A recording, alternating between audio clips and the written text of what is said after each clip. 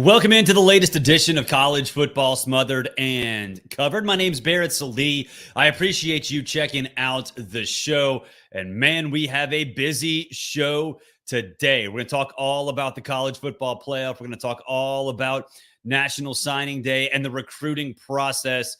We're also going to talk about a coach who has a lot more money, plus a little bit of a announcement after the final segment of the show. But if you're new to the show, if you have not subscribed on iTunes, Apple, Spotify, Amazon, YouTube podcasts, YouTube, Rumble, plenty of ways to consume College Football Smothered and Covered. And like I say every single day, I just want to be a part of your college football viewing pleasure. I want to be a part of your college football consumption ecosystem, along with Pate, along with Pakel, along with Cover 3. All those guys do a fantastic job. My goal here is to provide you college football content 24/7, 365, just as those people do. We're not competitors. We're colleagues. We are people who enjoy this, want to bring you the best of the best in the world of college football, the greatest sport on this show brought to you by Coastal Vibe Vacations. Coastal Vibe Vacations, 850-888-0515, 850-888-0515, coastalvibevacations.com. Look, if you're looking to plan a vacation this summer to the Gulf Coast of Florida, look no further than Coastal Vibe Vacations. They do a great job with 1-bedroom, 2-bedroom, 3-bedroom condos on Okaloosa Island. If you haven't been to Okaloosa Island, there's a pier, there's restaurants, there's bars, there's water sports, there's entertainment for the entire family. Go to coastalvibevacations.com, 850-888-0515. All right. We've talked about this a lot on this show, and we're going to talk about it again. The decision makers in college football, they hate you. They hate you. While we sit here and talk about how great the sport is on the field and the pageantry, the intensity, all of that stuff, all they care about is money. All they care about is money. They don't see football teams in the college football playoff. They see money. It could be Pip farting on a snare drum like Adam Sandler in Airheads. It doesn't matter. All they care about is money. They get money through access. And that's the crux of what's going on in this discussion of expanding the college football playoff to 14 teams. For those who didn't see it, this is from Yahoo. This is from Ross Dellinger. They are circulating the 14-team playoff. There's momentum building for this. And you're talking about automatic bids for multiple conferences. How stupid is this? 3 automatic bids for the Big Ten and the SEC, 2 for the ACC and the Big 12, and then 1 group of 5, and the rest are at-larges. This is not what a national championship is. This is not how you determine who the best team in the country is. Do you think a 9-3 or a 10-2 Big Ten or an SEC team deserves the same shot as an undefeated Big Ten or SEC team or an undefeated ACC and Big 12 team? Absolutely not. What they're going to do is diminish the regular season. They've already done it. They've already diminished part of the regular season. And spare me this idea that an expanded playoff will make more meaningful games toward the end of the regular season because teams will be fighting for buys and bids. I don't care about that. Yes, there will be teams fighting for buys and bids. There will be good teams vying for buys and bids. They won't be excellent. They won't be national championship worthy. They'll just be all right. What does that do to the regular season? Whatever. Lose a couple games. Whatever. More importantly, though, and this gets back to the initial point, they want college football to be like the NFL. Why? because the NFL prints money. Now, college football does too. The estimated number is $1.3 billion from ESPN per year for this expanded playoff. So, yeah, they see college football. They want it to be like the NFL because they're going to make a ton of money. And it goes back to the original point. They don't care about awarding a national championship, they care about money. Personally, I don't care about the NFL. I think the college football product is much more entertaining than its professional version. Now, I know players will say, well, ultimate goal is to get to the NFL. That's fine. That's fine. There are differences in minor and major league sports all the time. The pitch clock went into effect in minor league baseball long before last year when it was instituted in the major leagues. It doesn't have to be the same. In fact, in college football, it can't be the same. You have 134 teams. You have conferences that are not created equal. So why are you giving automatic bids to teams, to conferences? If you're going to put the top 14 teams in, okay, I wouldn't tolerate it. I'd still hate it, but it'd make more sense than this nonsense. 3 teams from the SEC, 3 teams from the Big Ten, 2 for the ACC, 2 for the Big 12, 1 group of 5. They don't care about awarding a national champion. I fell in love with college football because of Heisman Trophy races, because of teams like TCU making the Rose Bowl, Utah in the late 2000s. Like those, Kansas State with L. Roberson. Like those mattered to me. You know what word we did not hear? What 2 words we did not hear in the BCS era? Meaningful and meaningless. Meaningful bowl, meaningless bowl. Meaningful game, meaningless game. You know why? Because they all meant something. They all meant something. That's why I liked college football. That's why I enjoyed college football back then. And that's not to say that I'm not going to enjoy the hell out of college football moving forward, because I'm going to work my damnedest to focus on things other than the college football playoff during the regular season, because things matter during the regular season that have nothing to do with the playoff. So I'm still going to enjoy the sport. But like the NFL, everything's being condensed. Everything is looking like the NFL. I don't pay attention to the NFL till like conference championship weekend. And okay, it's fine. That's not the product I want. That's not the product I fell in love with. That's not the product I like. And that's not the product that I want college football to be. And how do I know it? How do I know that all they care about is money and access? They're flat out telling you that's all they care about. This is from ESPN story from Heather Dinich and Pete Thamel. Now, look, you can read some of this, but I highlighted the most important part. And if you're listening, go to Rumble, go to YouTube, watch what this is. Look at the highlighted portion of this article. There are 3 major issues going forward: access through automatic qualification, division of money, and how the group will be governed. Look at it again. There are 3 major issues moving forward: access, money, and governance. You know what words are not discussed in this article? What words are not being discussed behind closed doors? Yeah, they're talking about access, revenue distribution, and governance. Words like excellence, phrases like settling it on the field, words like regular season, words like elite, words like champion. Those words are not even mentioned in these discussions. You know why? Because they don't care about the actual sport of college football. They see it as a cash cow.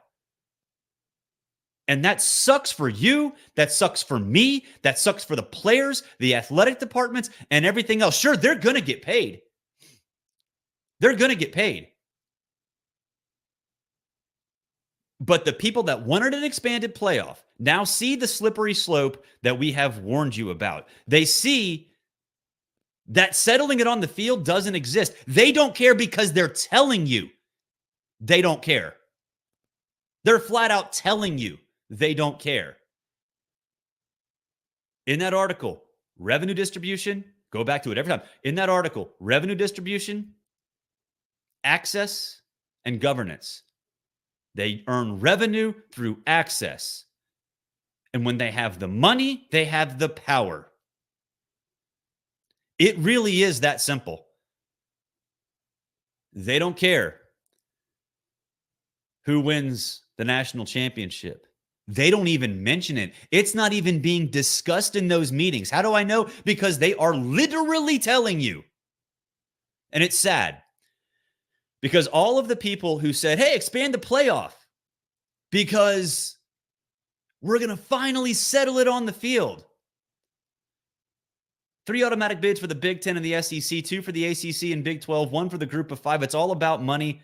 They don't care what happens on that field. They just care that teams are playing on that field because all they see is the color of the field itself, and that's green. Hey, college football fans, check out breakingt.com/smothered and covered. breakingt.com/smothered and covered. Great viral t-shirts, great historic t-shirts. They do a great job. Go to breakingt.com/smothered and covered. Breaking T is a great partner. They are the best in the business when it comes to wearing the moment. And in this day and age, going viral is something that everybody should embrace. And breakingt.com does a great job of providing content, providing apparel, items like coffee mugs. Although this isn't one, this is a Sirius XM coffee mug because obviously I need to pub my own other employer as well. But breakingt.com/smothered and covered. If you're Braves fan, go breakingt.com/Barrett. You get some Braves gear too. All right. Another thing that popped yesterday, this is from Pete Thamel of ESPN. A lot of governance things happening. This is separate from the CFP folks who are trying to ruin college football. Although, still might be going down that road. NCAA officials are talking about, instead of doing away with the second signing period, which is the early signing period, they want to make 3. Let's just make it fatter. Let's just make it bigger. This doesn't necessarily have a ton to do with money, but Pete says last Wednesday in June, the Wednesday following the regular season, and the first Wednesday in February. I like the idea here. The execution is not going to work. The biggest reason is the Wednesday following the regular season. So conference championship games, teams in conference championship games are going to have to try to sign kids under a 1-week period. I don't like that at all. The early signing period, the early signing period, the last Wednesday in June. All right. That's like that is close enough to where I thought it should be beforehand and where a lot of coaches, including Dan Mullen when he was at Mississippi State, wanted it to be. Because the whole idea 15 years ago, 20 years ago, the whole idea of a second signing day was to get the players who are legacies or have been committed for 2 years, get it out of the way, let them enjoy their senior season. There are drawbacks to that.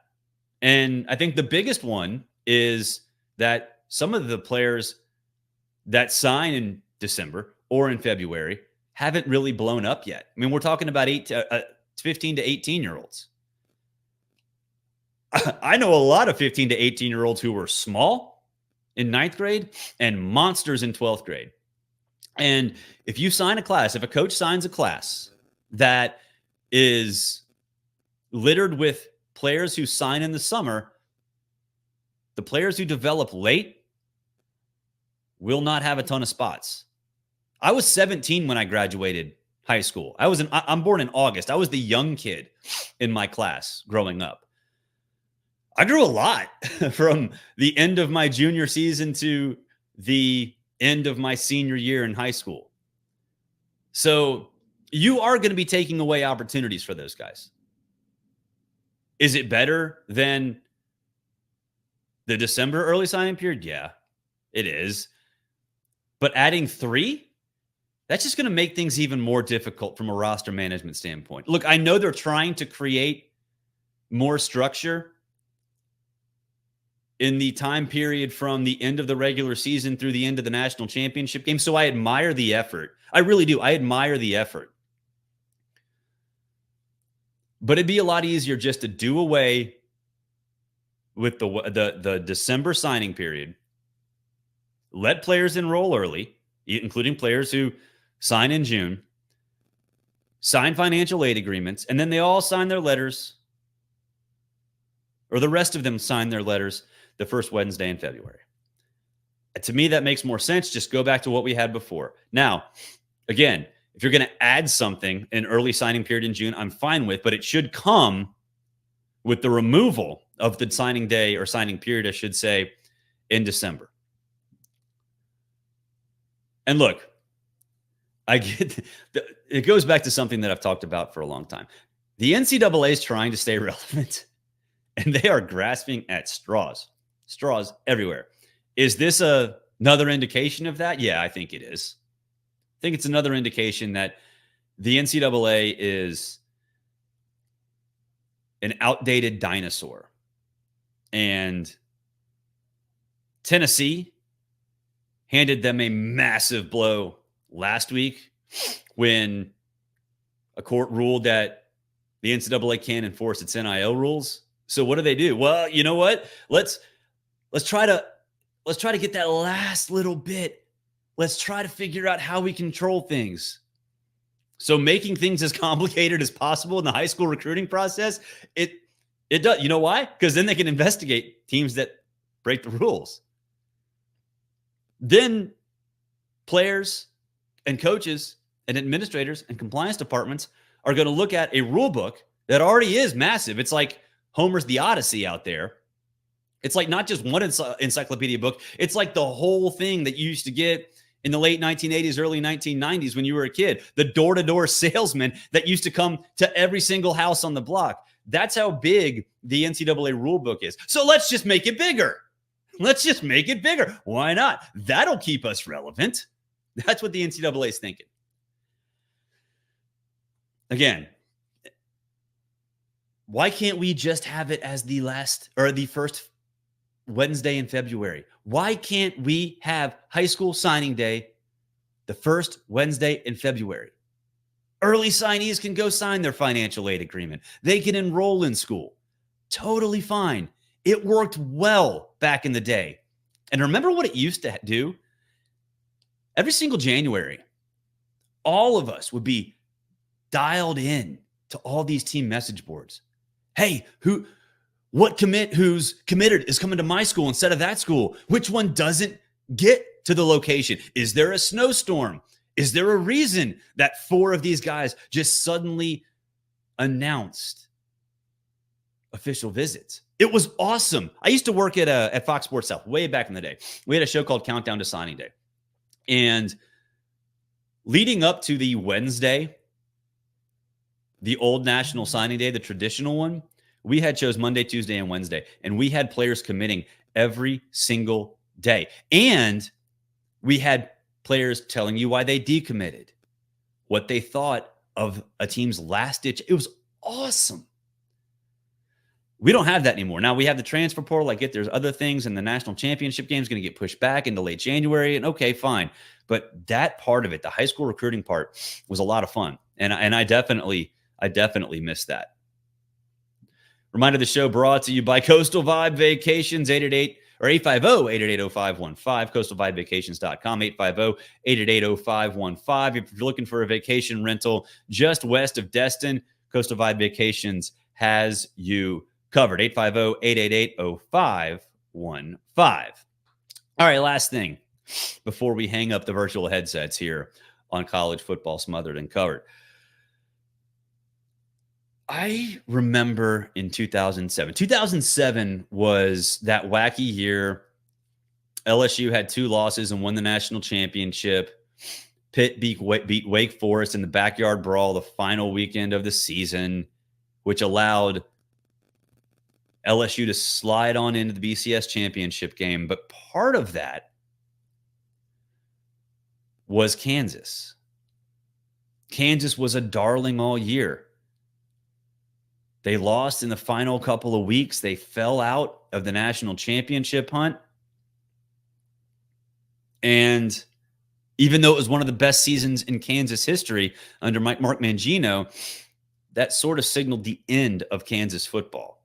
Until the last couple of seasons, when Lance Leipold, who was awesome at Buffalo, gets that job at Kansas and suddenly makes Kansas relevant to the point where College Game Day was in Lawrence. Now, the 2023 season, that was remarkable. 2022 started out with a bang, sort of fell off at the end, but still, and then obviously it set Kansas up for a pretty solid run. He's getting broken off, folks. Check this out. Kansas's Lance Leipold gets a raise to over $7 million per year. That's from Thamel at ESPN. The number jumps out because you look at it, you say, you know what? Is he really worth $7 million? He hasn't won a Big 12 championship. He hasn't played in a Big 12 championship game. He hasn't sniffed the college football playoff. He really hasn't sniffed a meaningful bowl. But yeah, he is worth $7 million. Why? Because that's what the market dictates right now. One of those college football playoff coaches like Sark or Kirby or whoever, Harbaugh, before he left, they're worth $10 million. They're worth 8 digits. A coach who is slowly building a program to the point where it's competitive and recently broke off one of the best seasons in program history, at least in a generation. Yeah, he deserves $7 million. Plus, don't get me wrong, like if there was a vacancy this offseason, any single vacancy, I forget how many there were, 30, whatever it was, Lance Leipold got called. His agent got called. Now, I think for a lot of those, he said, yeah, thanks, but no thanks, which is exactly what he should have done because the path is going to be a lot easier at Kansas with Texas and Oklahoma gone to the SEC. Now, I know the Arizona schools and Colorado and Utah are in, whatever. Like Utah stuff, the rest of them I don't really care about. But good for Kansas, good for Lance Leipold. I like the fact that Kansas is married now to a coach who I think can build them into a team who look, they're not going to make the Big 12 championship game every year. Could they be Kansas State right now? Probably not. They're not at that level yet, but give it a couple years, and maybe Kansas unseats Kansas State as that team that is always kind of around 9 wins, sometimes makes it to the Big 12 championship game, has itself a day like it did 2 years ago, and makes a decent bowl game, makes a Sugar Bowl. I don't think Kansas is there yet, but under Lance Leipold, they can be that team. They can be a team that almost every year goes to a really good non-New Year's Six or whatever they're going to call it now, bowl. And sometimes breaks through that barrier like Kansas State did 2 years ago. I know Kansas State fans don't want to hear that because they're a rivals, Sunflower State. I know, I get it. It's a very underrated rivalry, but I do think Lance Leipold can get them to that point because Lance Leipold is that good of a coach. So good for him. Good for Kansas State for understanding how good he is. And I can't wait to see what he does moving forward. That'll do it for this edition of College Football Smothered and Covered. I really appreciate you checking the show out. If you're new to this, subscribe, like, all that other stuff. I would really, really appreciate it. It is announcement time. I will be writing again. This is sort of something that's been in the works for a little while now. I love going independent, but still going to dabble in writing as well. Going to be writing for Outkick. So check them out. First article's coming up maybe today, maybe tomorrow, maybe in a week or so because I am going on vacation starting Sunday for a week. Kids got spring break. Yeah, it is spring break the first week of March. That's how they operate. I don't really know why, but we'll be writing for Outkick for a little bit. We'll see what happens there. Maybe something bigger. Wink, wink, nod, nod. But it's going to be fun to get back into the writing business as well. But I still love you. I hope you love me. So write a review. If you don't love me, write a review too. I want to know what you like. I want to know what you dislike. Give me 5 stars. If you want to give me 1 star, that's totally fine. But I want to know what you want out of this show because, like I've said multiple times, college football is the most undercovered sport in the world. And these folks out here in the new media space, myself, Pate, Pikel, Bratton, Connor O'Gara, who we had on the show yesterday, all of us are in this together. We want to provide you your college football fix because nobody else in the mainstream media is doing it. So it might as well be new media. So give us a like, all that stuff. Until tomorrow, have a great Thursday, everybody.